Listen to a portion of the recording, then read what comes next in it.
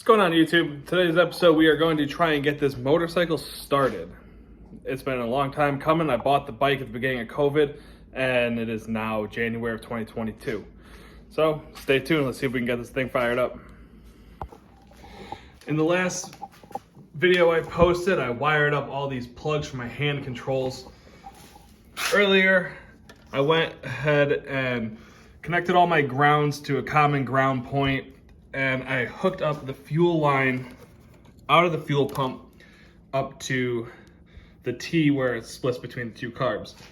So now we have to hook it up into the inlet pipe of the fuel pump, and I'm not going to hook it up to my gas tank because we are going to be adding an external fuel site running straight down the spine because no one wants to run out of gas on the side of the road. So we're gonna hook it up just to that gas, dip the hose in the gas can, and hopefully it fires up.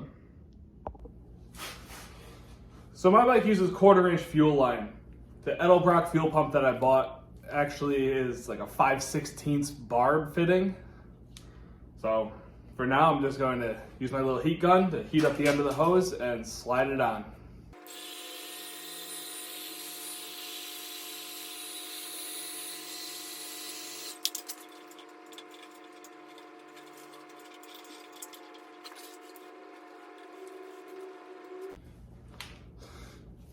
So the M unit doesn't have an output for a fuel pump.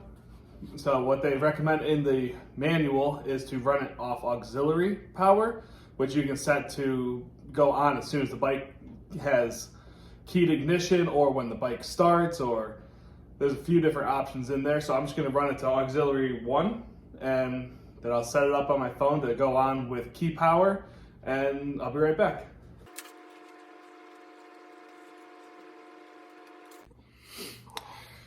All right, so I hooked up to auxiliary 2 because auxiliary 1 I have set to my tail light when I get that installed, so the running light will always stay on because, like I said, this computer system is a little finicky and it doesn't give you an option for that. So you have to kind of work around a few things, but all in all, it's kind of cool. So I went ahead and hooked up my fuel line up to the fuel pump, running down here just to a gas can for now, because like I said, we're going to be installing an external fuel site on my fuel tank because this bike doesn't have a fuel gauge and no one wants to run out of gas. So everything's all hooked up as it should, and I guess we'll see if this thing fires up.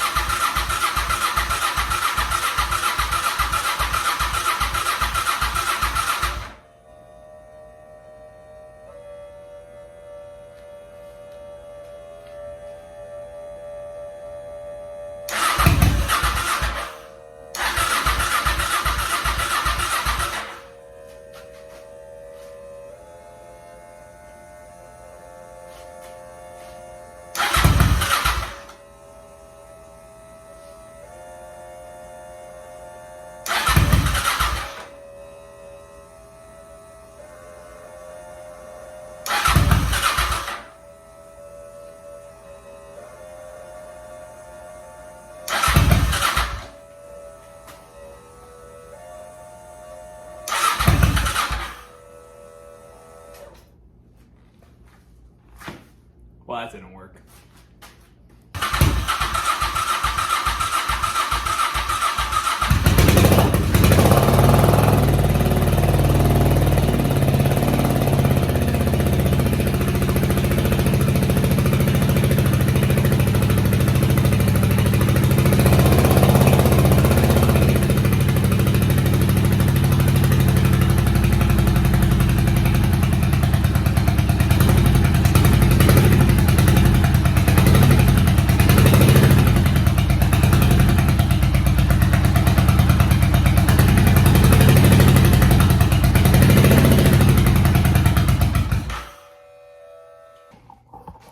All right, we got the bike to run a little bit, so that's a huge bonus, but I think we killed the battery trying to get it to start all that time.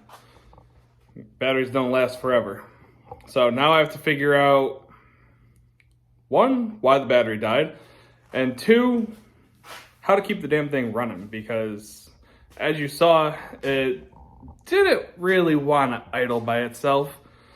I talked to a guy who owns a motorcycle shop, and he said it could be the fact that there's no air filters on it. I think the carbs themselves need to be synced together, because when I took them apart previously to change the gaskets and everything else, they didn't look perfect. So I guess that's where I'm gonna wrap this video up, because I literally can't do anything else because the battery is dead. So I'll see you in the next one. Peace.